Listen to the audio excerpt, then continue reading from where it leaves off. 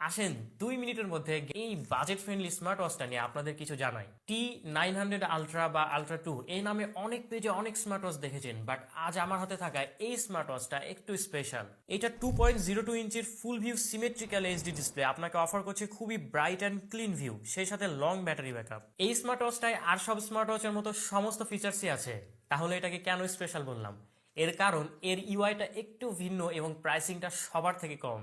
এটা থেকে ডায়াল করে কলে কথা বলতে পারবেন, কল রিসিভ করতে পারবেন, ফোনে থাকা সকল নাম্বার এখানেই সেভ রাখতে পারবেন, ফোনে আসা সকল মেসেজ সহ থার্ড পার্টি অ্যাপস গুলোর মেসেজ নোটিফিকেশন গুলো পড়তে পারবেন। অলওয়েজ অন ডিসপ্লে আছে, রেজ টু ওয়েক আছে, মানে হাত তুললে ডিসপ্লে জ্বলে উঠবে।